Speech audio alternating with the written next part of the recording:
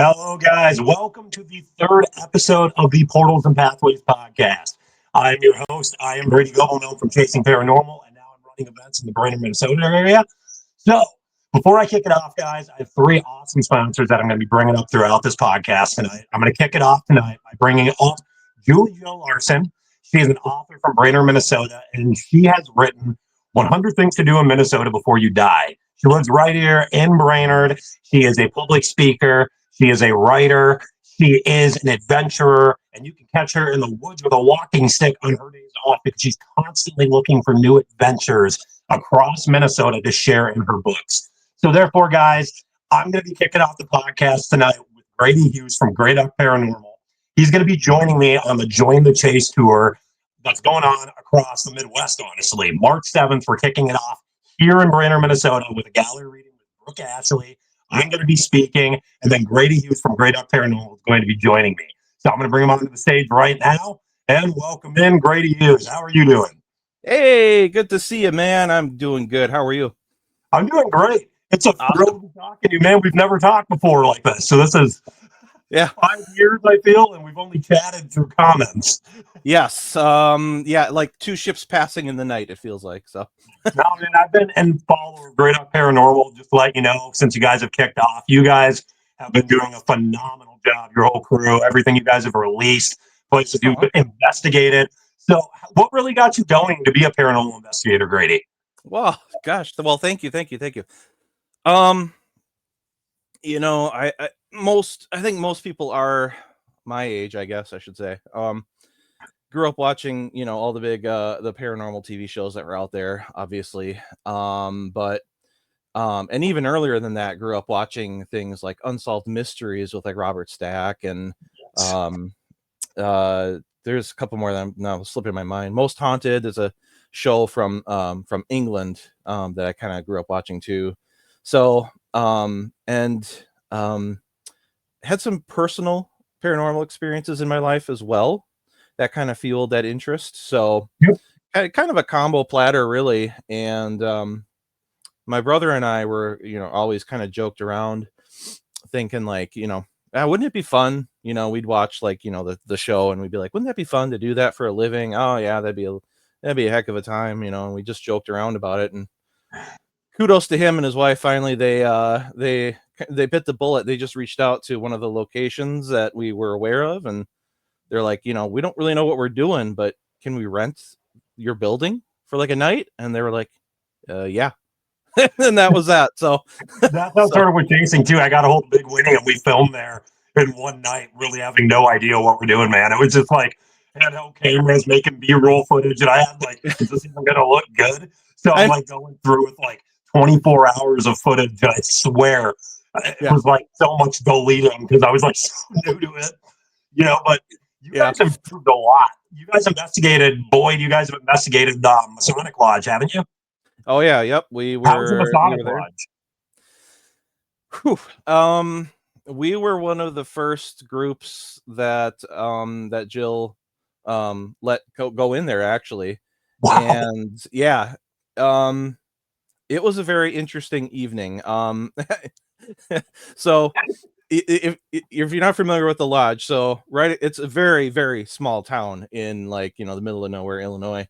And right across the street from the lodge is the local bar where basically the whole town goes, every night. And they happened to have a live band playing on their patio that evening. So all the way up to about midnight, all of our evidence, video, audio, everything was completely shot because all you could hear was the bass and the guitar playing from the band. And we were so mad. We were like, "Oh my god, you can't make this up." All of the audio was just because of all the bass and everything. Yeah. No. So, but after that though, oh man, it picked up big time. It was a crazy night. We had like a thunderstorm roll through and everything. We had like, I mean, you name it, it happened. We had some disembodied voices. We had walking. We had EVPs that we got. We had the craziest spirit box session, the Estes session, I mean, that we've ever had was at that location. So it was a crazy night. So anybody that wants to try that place, I'd highly recommend it. So Yeah, no, I went to the Boyd House like right when it kind of opened up, and it was such an incredible experience. So I have a lot of trust in Jill Shelley with locations. I feel like yeah, this location is definitely going to be one I need to check out because it just yeah, opened last year, right? yes, yep, early Yeah, no, early last year. Yeah. Jill does such an amazing job with her locations. I mean, and she's such an advocate for the paranormal field in general. She's awesome. So, yeah. Have you been to the Palmer House? not to the Palmer House. No, nope, Really? no. That's, that's a place you should check out, man. Being Yeah. honest, like if you like the hidden histories and everything, like you've heard me talk about it. But I just feel like with you investigating, you're probably going to pick up on spirits that are very quick. So, Oh yeah. like, yeah, there's multiple spirits at the Palmer House. Like, it's not just he said, she said. No, there is. Like, I've heard from multiple different mediums about the different spirits from different time periods that come to. So, I highly recommend you check out that, even if it's like one of their tours. It's Yeah. just kind of because you get to get involved with the investigation itself. Mm-hmm. So, I don't know. I think like you and being an investigator, you'd really pick up on the spirits there, Grady. Mm-hmm. Oh, Honestly, I'm sure. do you have? I know. I know. Feel like It's. the more, do you feel like the more you've investigated that you've picked up like any empathic ability or anything that, since you've been doing this? I don't necessarily know. Um, I I know it's hesitate to hard to use the say. word. Yeah, I hesitate to use the word empathic. I think. Um, Yep. but I think I've strengthened my, I think just my investigative skills overall. Yeah, Going to Edinburgh that first time, you can tell we were completely green. Like we had no freaking clue what we were doing. And you compare that to like where we just were, Indiana State Sanatorium, night and day difference. So whether it's like equipment or just being aware of your surroundings and just picking up on little things that happen, little noises or things like that. So like I said, I hesitate to use the word empathic, yep. but I think just investigative overall. I think myself and the whole team, it has improved You're massively. more aware of what's around Yeah. you, at least. You know that's Yeah. what I think. Is like when people are like, you might have an empathic ability. It's like I don't want to claim that because like I can tell when a spirit's with me in a room, but I Mhm. don't know what's with me or if it is a spirit or if it's something more than Yeah. that elemental or I have no idea. Yep. So no, so what was I gonna say? I was thinking about the Brainerd. So, like, to fill you in on Brainerd when you're coming here, like, this location is an old spot where Babyface Nelson robbed. Did you know that? I had heard like some stories related to that whole kind of genre, that whole idea, but I didn't know the specifics. So Yeah. So, like, the okay. event we're doing is in Brainerd on March 7th, guys. Grady Hughes is going to be kicking it off. He's speaking. But yeah, Babyface Nelson, 1932, he literally robbed the First National Bank here and stole 32 grand from it. And his guys ran the money out from the tunnel system underneath the buildings. And he ran down the street with his gun shooting out the car. Yeah, and there's still bullet holes in the walls and stuff. So I mean, it's kind of like a hidden history here in Brainerd. Yeah, I'm Okay. excited. And the tunnel system's underneath haunted downtown Brainerd, as they say. The mediums that have been there, they're like the whole downtown is haunted. So it's going to be in an old speakeasy in a 1920s basement. So yeah, it's going to be. I've been down there. It has a different feel. Okay. Yeah. So I back to think that Edinburgh. Though. Like when I was at Edinburgh, you guys went in green at that place. It's a joke Edinburgh, there, man. Like Edinburgh, yeah, Edinburgh Manor was our very first investigation. So first ever. yeah, Wow, mine was Big Winnie. Yeah, because yeah, I think I did Big Winnie than the Boyd House. okay, And the Boyd House even felt like it was too much for me for my second one because like I got so much activity there, man. yeah, It was left and right. I got David, Fred, Minnie, Violet. And it yeah, was just left and right. And I was like, am I ready for this? Because for one, I didn't even know like how to properly take care of myself or close an investigation. I thought I did, right, But yeah, it's kind of like, am I going to bring the spirits home with me? What am I getting myself into? Am I going too far with the questions I'm asking? But you kind of learn as you go. yeah. But the Boyd House over the past 3 years has really amplified its energy, I feel. That's interesting. Isn't it funny how like different people? Because so when we were there, we went with another group, my brother and I, just kind of went on our own with another group to Boyd. Yep. When was that? Early this summer at some point. I can't remember when it was exactly, but our night was actually pretty quiet. Yeah, I know, right? It definitely had moments where I was like, it definitely feels like we're not alone here. But it wasn't like anything like over the top or anything like that. It felt like a very cozy, like family home, and it felt like there was some energy there, and that was about it, really. So it's wild how different people and different days, different evenings, and different teams can elicit different activity like that. It's absolutely crazy. So Yeah, no, because when I went the first time, I was getting a lot of responses of like the family themselves, the Eckharts. But then when I had the event there, the back-to-back nights, I got no names whatsoever that came okay. through any of the Eckharts. Hmm. There was totally different names coming through.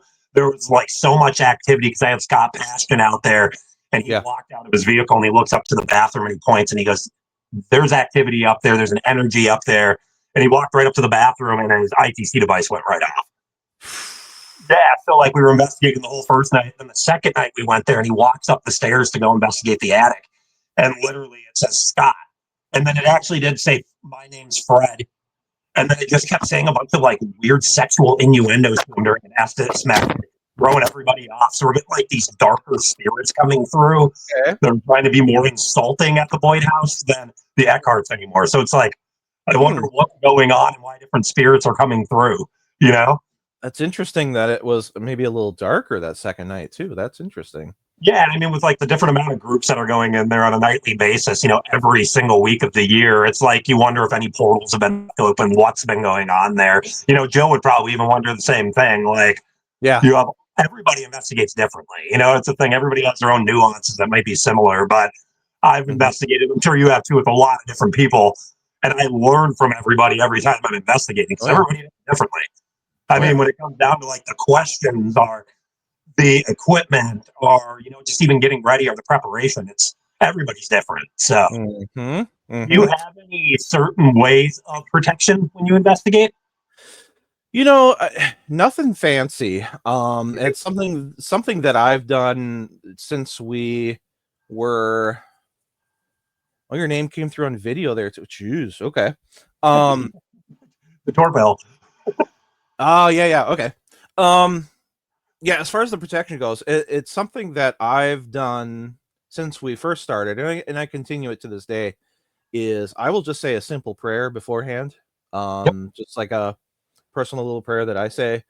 Um, we'll announce ourselves to the spirits in the building, and say, we're here with, I don't, it's not like an exact thing that we say, but basically we're just there out of respect, and we just, are looking to communicate.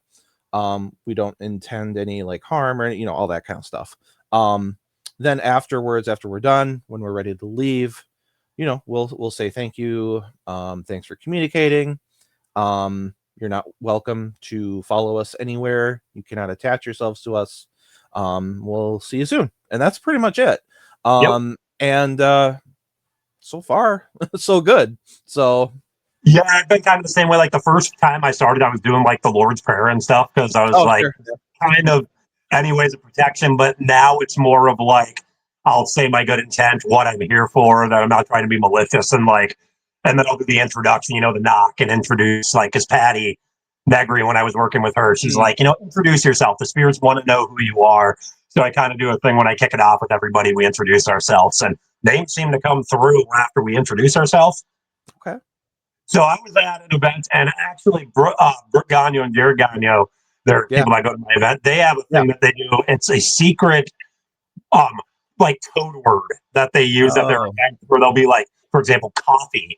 They'll say, "What's our code word?" And they actually got something to come through saying the code word. So that might be something Ooh, for you to try out. I that's don't know. interesting. Yeah. Yeah, because it's kind of like I'm only going to say the code word once, and you come up with what it is, and see like through an ITC device if there's intelligent spirits that'll Yeah. be able to use that. So I like that. when you go to investigations, Grady, so like, what's the first piece of equipment you're grabbing out of your bag? Oof. Definitely a recorder. Old school. Yep. Yeah, something about something about recorders, and maybe this goes back to, my days watching the TV shows and stuff like that, and them starting off with very basic recorders and things like that. But there's something about, and I was thinking about this today a lot. I was kind of obsessing about this, but EVPs have always been one of the most fascinating things to me. It blows my mind every single time that I get one or I see somebody else get one. Like literally, I know some of it you can attribute to, well, that one's a little iffy. It's kind of, kind of background noise. It might be, I don't know. But when you get like a crystal clear voice that comes through that recorder, and like nobody's saying that word that's there alive, like it just blows my mind. It's probably one of the best, most consistent pieces of evidence that we have of paranormal activity. Like all this other stuff, like EMF meters and spirit boxes and stuff like that, there's always a level of like, well, was it your cell phone setting off the EMF meter? A lot of that kind of stuff can be explained. Sometimes not, but a lot of times it can be. But like when you get that crystal clear EVP, it's like, wow, that's bonkers. I love that. So long story short, a recorder is the first thing I grabbed. So No, I honestly haven't had much luck with audio recorders. Like I'll do burst EVP sessions and stuff, but I've had yeah. more luck with the live EVP sessions. Have you done them? Mm. Where you get like the microphone and plug your headphones in and record it while it's amplifying the noise? Yes. So I just picked up one of those earlier this year. So I haven't used it a lot, but I've started to use it. And just recently I did get a piece of equipment that was designed by another team called a burst box. Nice. And yeah, so it's exactly what it sounds like. It's just like a 3-minute recorder where it just records and then you just push the other button and it plays it back. Just very simple, very basic, but it's easy to use. So it's like, That's let's go, yeah, because So like me, I always tried audio recorders, but then for me, like white noise with the spirit box, you have to kind of get some ear training on it. You know what I yeah. mean? Because Oh yeah. all you're hearing is that. And Yep. for me, it took time, but it's kind of like my preferred piece because I've got so much Yeah. valid evidence with it, dude. Like, I don't know how else even, like, I could say an EVP recorder, but the best thing I think I got on an EVP recorder is when it said no to me at the White House. So, Mm. I mean, for me, I get a lot of SB7 activity, which is really weird. I don't know if it's me Yeah. when I put my finger on that antenna, if it's like giving that energy and it's their way Mhm.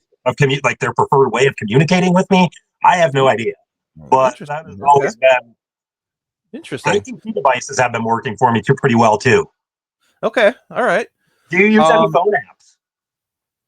you know, so that we do.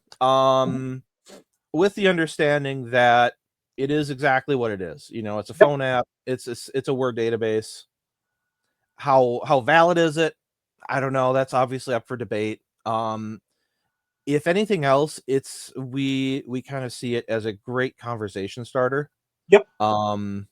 If interesting things come through it, that's awesome. If that gives us some interesting stuff and another piece of equipment then corroborates that stuff, like that's perfect, right? Because then you're getting like the corroborative evidence and you got like two things going on each other, building off each other. That's fantastic. But yeah, I mean, we use the phone apps here and there. I do have an Ovilus that we just got this year, so I've started to use that.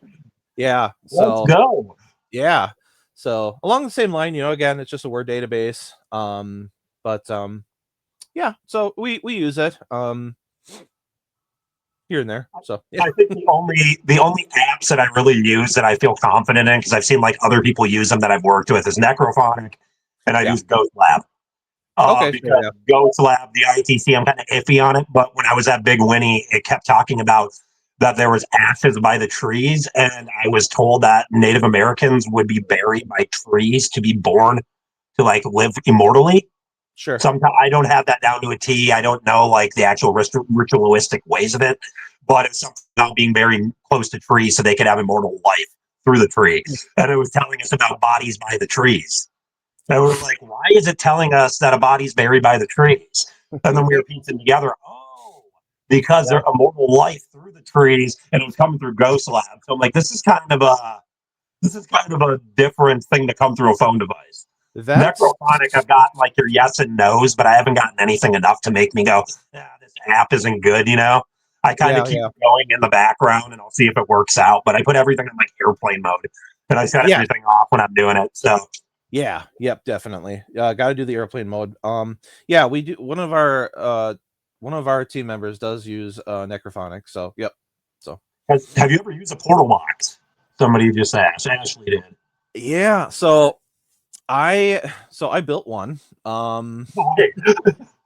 So it is. Yeah, it's exactly what Ashley said there. So it's got a reverb guitar pedal. So it's supposed to tune out the of Yep. the sweep. I haven't figured out the tune the settings yet on it to be able to spit out the words still, but tune out the static at the same time. So I have to play with that still.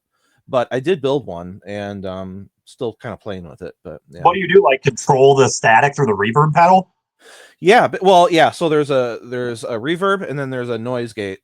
So you have to you have like two you have like two dials you have to kind of adjust at the same time and get it at the right settings, and I haven't quite figured it out yet, but that's kind of the general idea of it. So um That's yeah, awesome. Ashley, yeah, I'm looking forward to the day that I get it that I get it figured out, because that'll help big time with like Estes methods and stuff. But yeah, it looks really cool.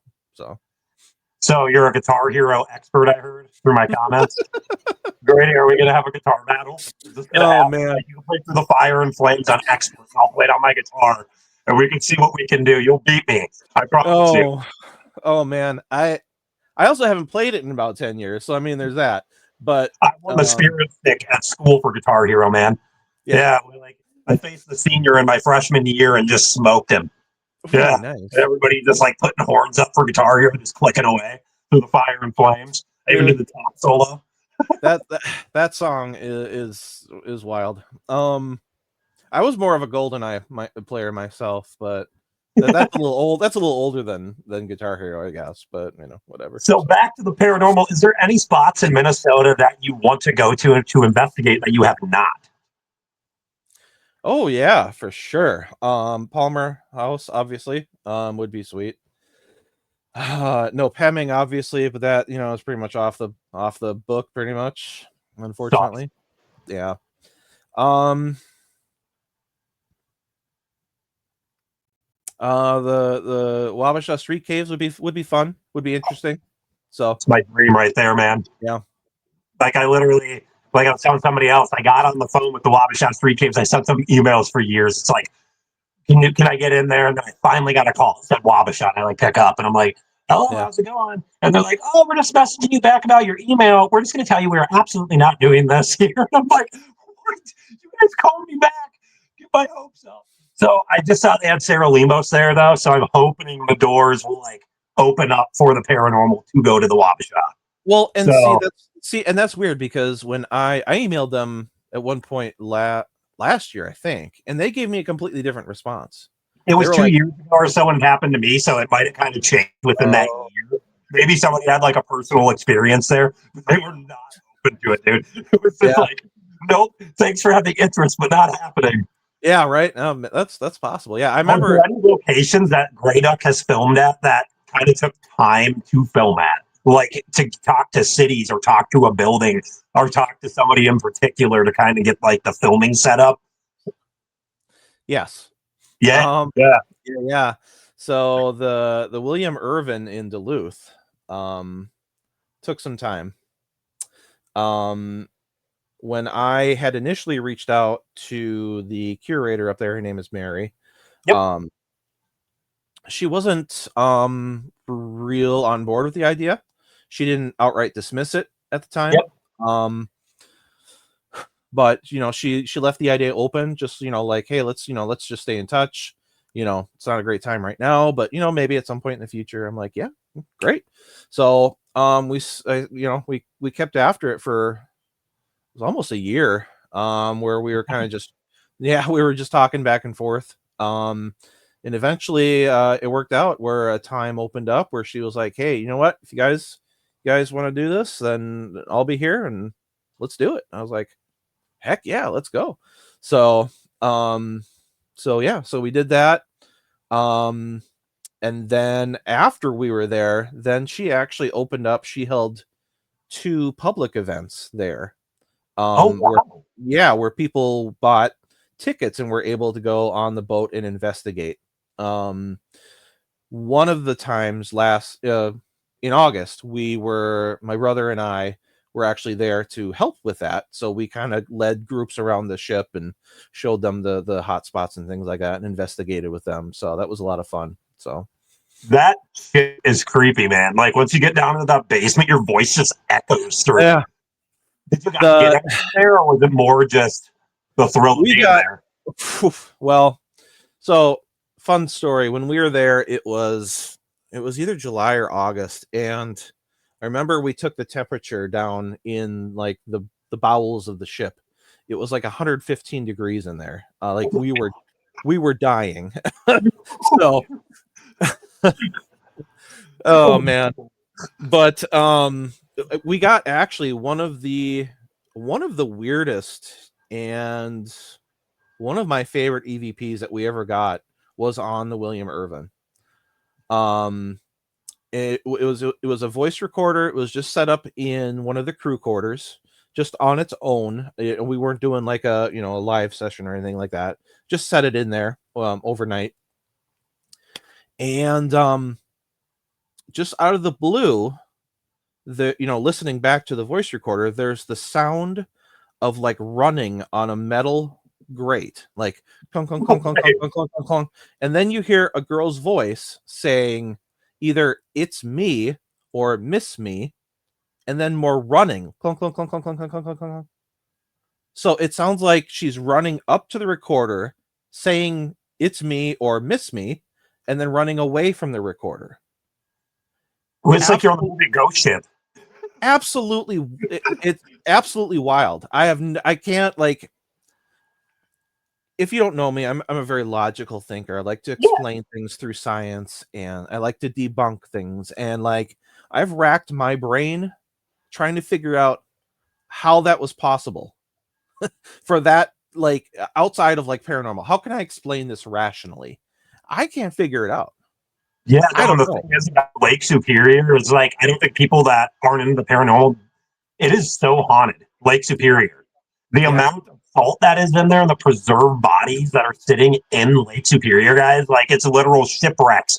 It's literally called the haunted lake because there is bodies in that lake that are preserved fully. Like they just found a ship a few years back where the captain's still sitting in the seat fully preserved. So, like the salt is so high in there to Dude. keep bodies preserved that it's like what spirit was on that ship with you for one? You know, Yeah. you're Right. literally on a massive ship in Lake Superior, in the bowels of Lake Superior.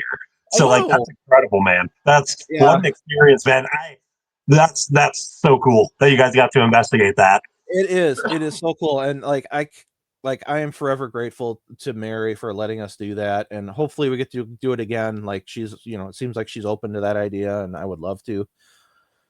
Just a wild experience overall. We also had a really good spirit box session. We got some pretty cool responses through that while we were on there too. So yeah, definitely a really cool location, unique location. So Yeah, it I'm was glad fun. that you told me that you had a location that took some time to film because, like, when I first kicked off the first initial location, look it up sometime. It's called Lake Julia Sanatorium in Bemidji. Yeah. Yes. Yes. Yes. Yes. So this place is only like 50 minutes from Hackensack, my hometown.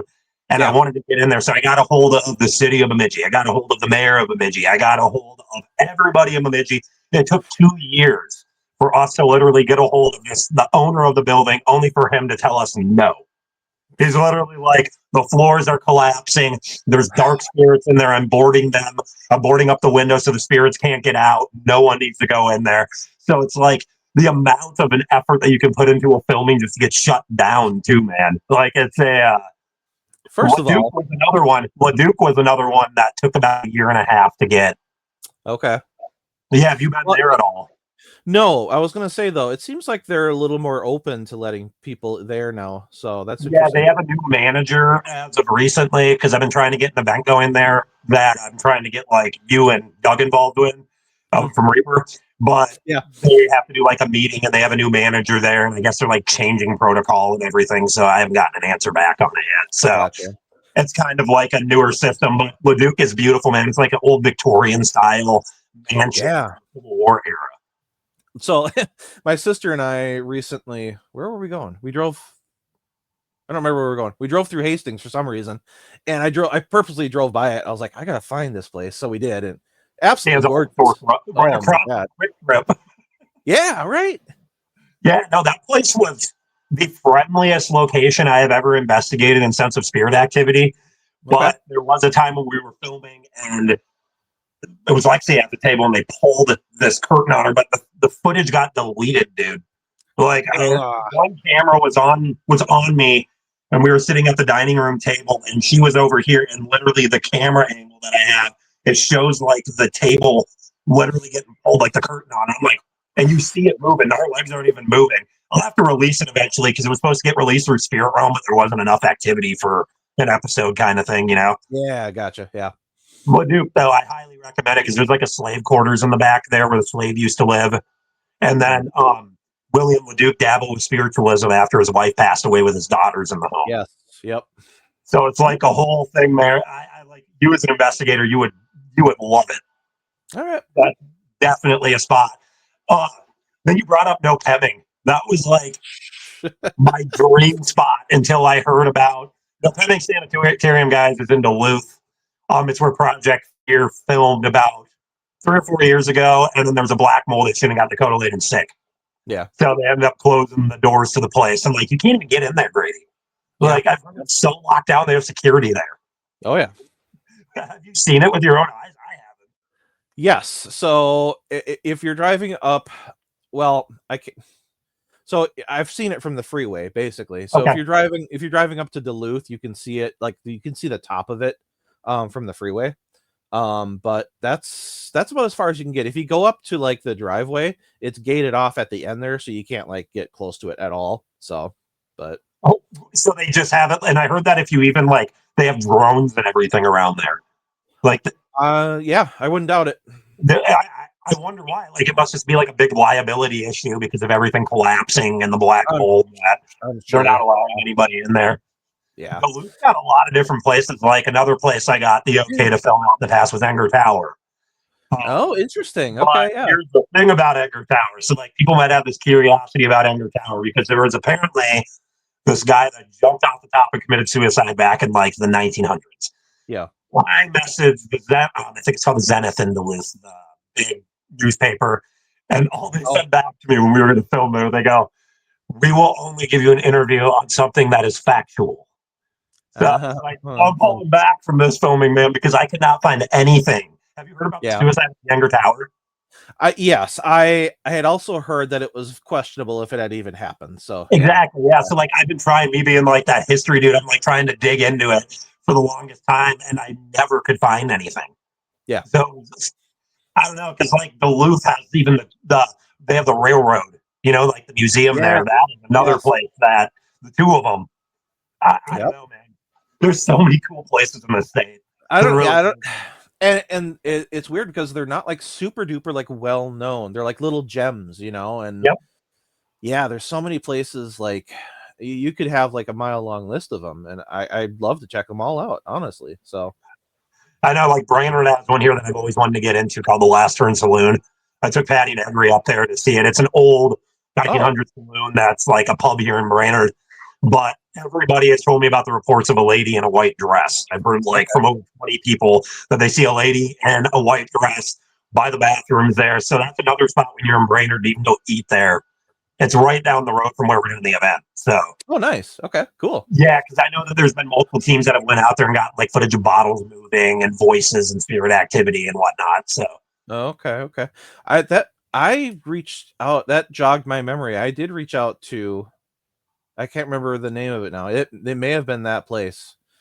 Shortly after we started as a group, I was just looking like crazy for places in Minnesota, and that I feel like that may have been one place that I reached out to. So, but I can't remember now. So whatever. Yeah, no, so many places.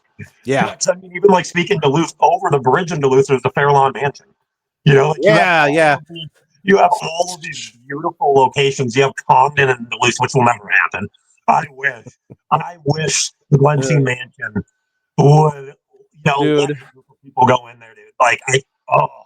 That's Now kind of big. there's a dream location for sure. Oh, That would be fun. yeah, because there was murders there, wasn't there? Oh yeah. Yep. Yeah, so I mean, that's kind of like alluring, just to kind of, I don't know.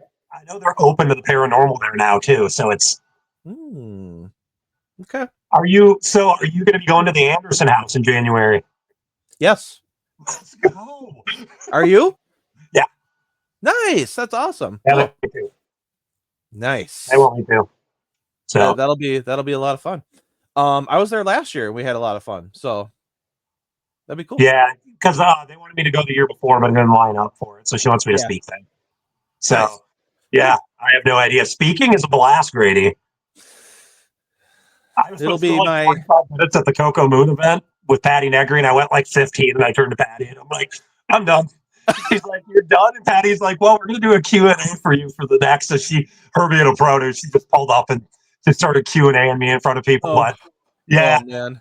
Speaking is, I'm glad you're coming out for the breeder one, though. It's going to be a blast. But honestly, oh man, it'll be my paranormal speaking premiere. So I'll say you've never done it before? Nope. Yeah, no, it's just kind of buckle up. You don't know what to expect. Everybody's smiling and just wants to hear from your man. So everybody's interested in the paranormal right now. Yeah. Yeah, and the Anderson house kind of intrigues me too, going back to that, because it's the oldest running hotel in Minnesota. Yeah. Yep. I've never been there. And all I've ever heard from Mickey is that it's incredibly haunted. So I know that they don't want to be known just for that, but I'm so excited for it, because I know Reaper's going to be out there. I don't know anybody else that's going to be out there besides, have you talked to anybody else?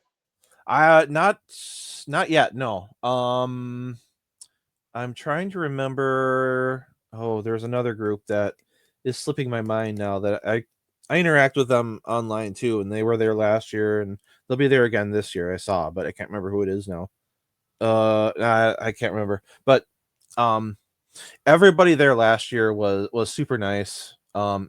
Except for one person that we won't talk about. But anyway, well, look at this. Take a drink. Look at all these people saying hi to us in the chat. Look at this. Andrew, Kim, hi everybody. How's everybody? Spit out my coffee. All right.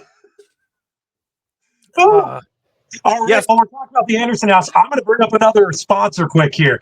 Yeah. This person has investigated the Anderson house. It's Diana Atkinson of Solitary Spectre Hunter. She just released her new compilation video on her YouTube page. She's a friend of mine. She's a great person. And I'm very excited to know that she's vending at locations all across the Midwest right now. Diana Atkinson, Solitary Spectre Hunter. Make sure you go on YouTube. Solitary Spectre, SPECTER Hunter. Check out all of her evidence. It's literally worth it, guys. She's an awesome person. Please, for me, Solitary Spectre Hunter. And back to it. So at the Anderson house, did you get any evidence or anything while you were there? No, we didn't do like the investigative part of it. We booked too late to get like rooms there. So we were just there. We were just there for the event itself. But you can definitely tell, like even when we were there in the middle of the day with all the people coming and going and stuff like that, there is an energy there. It definitely has a vibe to it. Not bad in any way or anything like that, but definitely has an energy to it. So yeah, that's like the Boyd house. When I go into the Boyd, it's the only building I go into where it feels like I'm walking through like a weighted blanket. Yes. Right when I go through the front door, that's kind of like this, when the spirits are there. Yeah. I just, no. Did you get any, when I was at Big Winnie, I had the worst, not the worst, but the biggest cold spot I've ever felt in the room there. I was sitting with Matthew Woolley, the owner, and it just literally felt like we went into a deep freezer. Have you had an experience like that before? It's funny that you say that. First of all, hi, Mom. Good to see you. She's in the Hello, chat. Grace, Mom. Yes. So the last time that we were at Edinburgh Manor, it was just my brother and I. Yep. He and I went in September. So we were down in the laundry room doing Spirit Box. And we had started to get some pretty questionable responses coming through. And it said both of our names and said some off-color things and stuff like that. And so we ended the Spirit Box session. Now, mind you, it was September. It was a very mild evening. It was probably like 70 degrees. And this was only probably only like 9 o'clock at night, so it hadn't even really been super late yet. And so we both stood up from our chairs at the same time. And I remember it was clear as day in my mind. We both looked at each other, and we both, like, at the same time were like, "Do you feel that?" Like, both of us were just covered in goosebumps, like freezing cold. Don't know what it was from or anything like that or anything, but I said, "Can you, like," I said to him, "Feel the back of my shirt real quick." And so he felt like down in the lower back area. He's like, "No, feels fine there," because I was, up against like a chair. Yeah. And he felt like up around like my shoulder blade. He's like, "Dude, your shirt is like ice freaking cold." And I don't know why or how, or I don't know, but that was kind of really my first experience with like a measurable like cold spot, so to speak. Yeah, because I wasn't a skeptic believer like when I first did chasing. So it was kind of like when I first felt that cold spot, it's like there's no way. And then you kind of just have Yeah. like this anxiety where you're like, this is real. Yeah. Like I've never felt a cold like I did at Big Winnie. I swear it probably got down to like 30 degrees, Grady. Like it was so freezing cold. If Matthew Woolley was in here, he'd even agree. Like Edinburgh Manor was where I got my first scratch. I got like the mark of the Trinity. I got right on my waist. Yeah, and otherwise they would call me a coward down in the basement. But it was more like I didn't have anything else really happen there that Okay. Edinburgh was I've only been there once though. Yeah. Okay. Yeah, but the place is so massive. We've had I've been there a ton, dude. we've been there 4 times. Man, we've had so much stuff happen there. It's just off the charts for us every time we're there. We'll have to investigate it together sometime. That'd be fun. Dude, absolutely. I'm 100% down for that. We've never been scratched there, so that's one thing we have never had happen there. But I mean, you name it, it's happened to us multiple times. So such a wild place. So for next year, Grady, what does it look like for Grady? What do you guys got? You got any big plans going on that you're wanting to give out? Or well, you guys filming anything? Are you guys going to be working on new projects at all? Maybe. Maybe. We have some irons in the fire. We'll be doing a 2-dayer at Edinburgh Manor in May. So nice. we'll be doing that. Yep. Like we talked about, we'll be at the Anderson House here in January as well for the event. So we're doing that.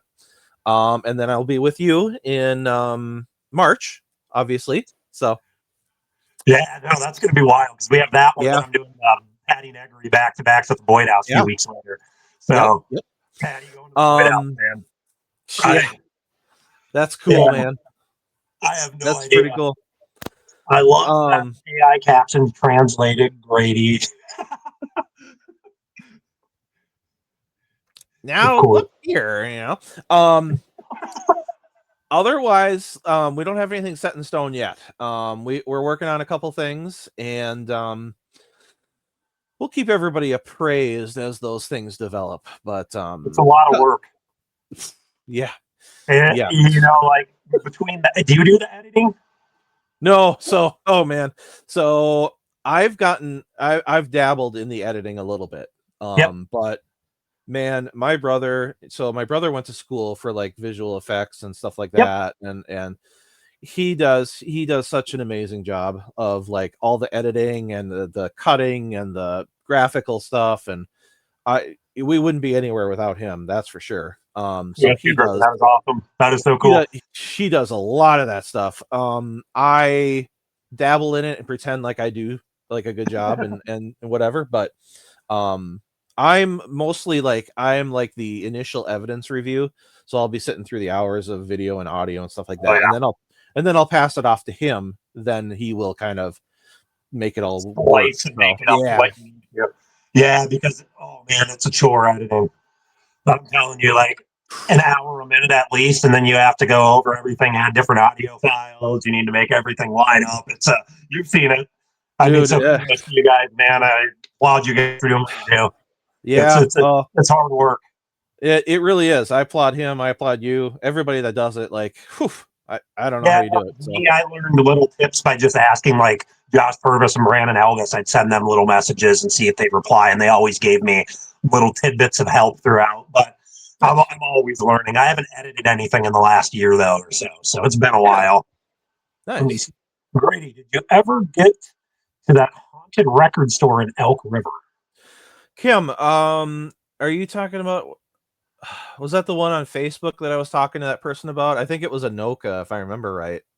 Um, at least I think, if that's the right one. I have not yet. But yeah, definitely that would be fun to go do. And I'm absolutely down for going with you, Kim. Absolutely. Um, I know. I was telling my wife that you that you guys lived in Rogers the other day. Actually, I don't know why you guys came up.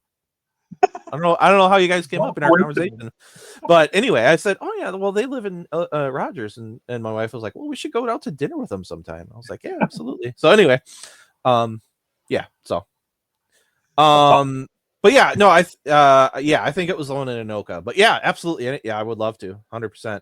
There's another spot in Anoka that we're working on. So those Nice. of you Nope. those of I you hope it that works know out for you, man. Anoka, so what's that? No, what's up with this new place? It's called the Forlows Restaurant. What's it called? Oh, Four F-O-R-L? Paws. Yeah. Four paws. I have Yeah. not done research on it for part of me for getting it wrong. No, But no, you're have you fine. been Yeah. there? No, Yeah, I I have just been not. randomly hearing about this four paws. I don't know what the history of it is, so I've just wanted to ask you. I didn't know. I haven't done like a ton of research on it. What I do know is that it was like a wealthy family that owned a very large estate. And they were just like really big in the community for a long time. Um, now it's a restaurant. The old home is now a restaurant. So, but Okay. beyond that, I don't know. I don't think there was any like I've never heard of any like tragedies or deaths or anything like Yeah. that. But very similar, kind of like the Boyd House, honestly. So Yeah, just kind of the original people are probably there, you know? exactly. Yeah, Yep. there's a lot of that in Minnesota. I mean, Yeah. there really is. Like Sinclair Lewis being at the Palmer House. That's, Yes. it's, Yep. yeah, my daughter saw him. She like Yeah. woke me up in the middle of the night when she Yeah. stayed there. Well, the next morning, and she's like, I saw a man sitting in a chair in a blue suit with orange hair. And I'm like, oh, and then we go downstairs and there's a big painting of Sinclair Lewis sitting there that she didn't even know about. Yeah, Whoa. she's like, that's the guy I saw last night. I'm like, Oh, oh man. yeah. Okay. Have you ever seen a full body apparition? So I have not. The most that I have seen, and I just saw this for the first time at Indiana State when we were there in October, was a shadow figure. Um, saw two. Oh, well, I should say two on that road trip. I saw two on the road trip. I have not had the pleasure of seeing a full body apparition. No. I saw like you probably heard my Patty story, the one where I thought it was her, and I saw Mrs. Palmer. But like Yeah. Yep. it throws you off, Grady. Like when you see it, because I'm sure it'll happen for you eventually. You kind of feel like really freaked out because this is kind of like knowing what you know is real is literally real in front of your eyes, and it just Like, dissipates. it's like You that know? gif of your brain exploding. You're like, Yeah, what? it's just like your mind doesn't even process it at the time. You just kind of get like this goosebump, and you're like, oh, because it's such a, I don't know. Yeah, it's like especially being a skeptic believer and then seeing a full body apparition. Because I saw Right. my first shadow figure at the Palmer House too, and we were sitting in the snowman room for a tour. I Yeah. saw like here's a beam, and I saw like a head pop out like this over the beam, and that was the only shadow figure I ever saw. But then the next time with Patty, I see a freaking full body apparition. But Sam Beltrusa said being with a medium of that much power can open you up to seeing something like that. So I guess Sure. you're going to come investigating with Patty and I sometime, and then maybe you Hey, could just see spirit. that's really unfortunate that I have to go through that. Yeah, that's really too bad. I would that would be amazing. So Yeah, it's yeah, I hope you get the experience of seeing something like that. I If hope you so. want I hope to, so but too. Yeah. it's I don't know. There's so many mysteries in the paranormal world, though. Always new Yeah, experience.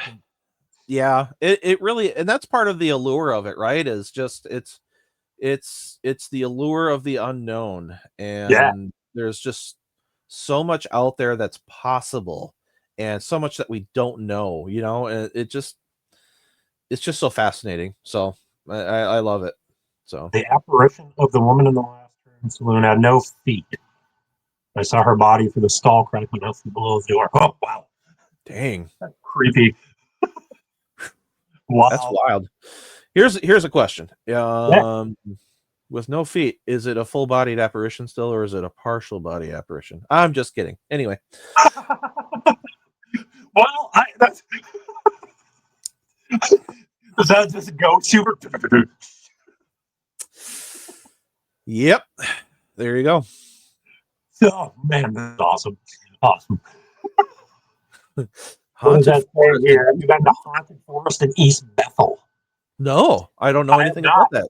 I have not heard of that either. Yeah, Kim, I've heard I of a have. lot of like haunted cemeteries in Minnesota as well. I know there's one out by the Boyd House that Yeah, Al Norman and Scott passed and brought Patty out to, and they had some spirit activity. I think Brooke in the comments here was with them as well, yeah, if I yep. remember. Yeah, no. Have you been out to the cemetery in Boyd? No, I have not. I know about Yeah, it, that's but where Fred's married. Yeah, the family oh, is. okay. Yeah, Yeah, I gotcha. don't know exactly where it is. I haven't been out there myself because I've always been busy when I'm doing stuff there. But Yeah, yeah, yeah, so I don't know. So yeah. before we wrap things up, is there anything you want to tell people? What's ahead? Oh man, I think it'd be scary if you only. Yeah. No, nothing that we haven't already talked about. Yeah, Just man. stay tuned.